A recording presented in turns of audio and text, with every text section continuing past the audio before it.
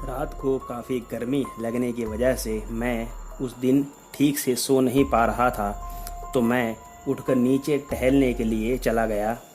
जैसे ही मैं नीचे उतरा, मेरा दोस्त आरिफ भी मुझे नीचे ही मिल गया और वो भी गर्मी के मारे परेशान था। हम दोनों ने सोचा कि लाओ नदी के किनारे थोड़ा टहल लिया जाए और साथ में लगी रेहड़ी से थोड़ी चाय की चुस्की भी ले ली जाए। ऐसा सोचकर हम दोनों हमारी सोसाइटी से बाहर निकलकर नर्मदा के किनारे से ठंडी हवा खाते हुए जा रहे थे। कुछ देर में हम दोनों उस चाय की रेहड़ी तक पहुंच गए। चाय पीते पीते रेहड़ी वाले चाचा से बात चल रही थी। तभी चाचा ने बताया कि बेटा, ज़्यादा देर तक नदी किनारे मत रुकना, आजकल पता नहीं कुछ ठीक नहीं है। नदी के किनारे पर 2 से 3 नाव वालों की बड़ी बिगड़ी हालत में लाशें मिली हैं पिछले 1 हफ्ते में। पुलिस की तफ्तीश में भी कुछ अभी तक सामने नहीं आया है। पुलिस कहती है कि किसी जानवर का काम है, लेकिन कुछ स्थानिक मछुआरों का कहना है कि कोई घुंघरू वाली डायन का साया है और कई नाविक तो घुंघरू की आवाज़ के नाम से भी डर गए हैं। इसलिए बेटा, चाय पी के सीधा सीधा घर चले जाना, इधर उधर भटकना मत, और घूमना ही हो तो नदी के किनारे मत घूमना, शहर में चले जाना, ज़्यादा अच्छा है। हम चाचा की बात शांति से सुन रहे थे। बाद में आरिफ ने कहा कि क्या चाचा, हमें जल्दी भगाने के लिए मनगढ़ंत कहानी बना दी। अरे सीधा सीधा कहते ना कि चाची के पास आज जल्दी जाना है। चुप कर बदमाश कहीं का, चाचा ने आरिफ से कहा और बोले कि मजाक छोड़ो और जैसा कहा है वैसा करो। वैसे भी मैं तुम्हारी चाय ख़त्म होते ही घर ही जा रहा हूँ। मुझे आजकल यहाँ ज़्यादा रुकने में डर लगता है। जब से मैंने मछुआरों की मौत देखी है। ठीक है चाचा, हम भी अब घर ही जा रहे हैं, बस थोड़ा हवा खाने के लिए निकले थे। चाचा से बातें ख़त्म करके मैं और आरिफ नदी किनारे से होते हुए घर जाने के लिए निकले। थोड़ी दूर जाने के बाद आरिफ ने कहा कि तुझे जो चाचा ने कहा उस पे भरोसा है?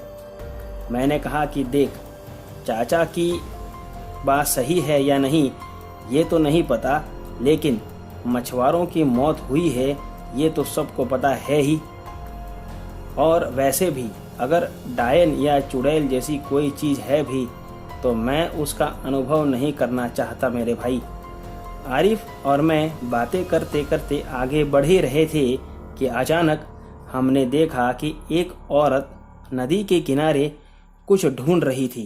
पहले तो हम उसे देखकर डर गए कि कहीं ये वही तो नहीं जो चाचा ने बताया था, लेकिन तब आरिफ ने कहा कि ये तो वो नहीं हो सकती, क्योंकि घुंघरू की तो कोई आवाज़ आई नहीं।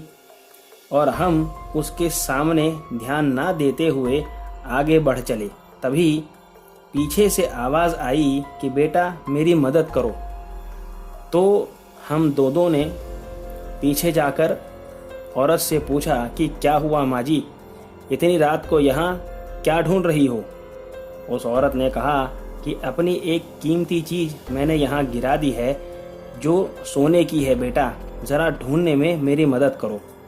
हम दोनों उनके पास गए और पूछा कि क्या खोया है ये तो बताइए। तभी उसने मेरे सामने अजीब सी मुस्कान चेहरे पर लाते हुए कहा कि मेरे घुंघरू पानी में गिर गए हैं, जा ढूंढ के ला। ऐसा कहते ही उसने मुझे नदी में फेंक दिया और मैं नदी में काफ़ी गहरे पानी में जाकर के गिरा। मुझे पानी में फेंकने के बाद वो आरिफ को मारने के लिए दौड़ी, लेकिन तभी मैंने देखा कि रेहड़ी वाले चाचा ने कुछ उस डायन पे फेंका और वो वहाँ से चिल्लाते हुए भाग गई और दिखना बंद हो गई। मेरा नसीब अच्छा था क्योंकि मैं तैरना जानता था, तो मैं तैर के वापस बाहर आ गया। अगर उसने मेरी जगह आरिफ को फेंका होता तो शायद वो नहीं बचता, क्योंकि ऐसा उसे तैरना नहीं आता था। जब मैं तैर के बाहर आया और दौड़ के आरिफ और चाचा के पास पहुंचा तो मैंने देखा कि आरिफ डर की वजह से बेहोश हो गया था। पानी चेहरे पर डाल के जब अब आरिफ होश में आया तो उसे काफ़ी बुखार चढ़ गया था और वो रोने लगा मुझे ज़िंदा देख के, क्योंकि उसे ऐसा लगा कि मैं डूब के मर गया। चाचा ने कहा कि बेटा, जब तुम लोग चाय पी के निकले तब मेरे मन में तुम लोगों के लिए बुरे ख्याल आने लगे, जैसे तुम्हें कुछ होगा ज़रूर। इसलिए मैं तुम्हारे पीछे पीछे ही आया था और साथ में दरगाह का पानी भी लाया था, जिसकी वजह से वो डायन यहाँ से चली गई। तो दोस्तों, आज की कहानी में बस इतना ही। अगर आपको कहानी पसंद आई हो तो वीडियो को लाइक और चैनल को सब्सक्राइब कर लीजिए, और अगर आपके पास भी ऐसी कोई कहानी है तो मेरे साथ मेरे ईमेल या फेसबुक पेज पर शेयर करें। दोनों का लिंक डिस्क्रिप्शन बॉक्स में दिया है।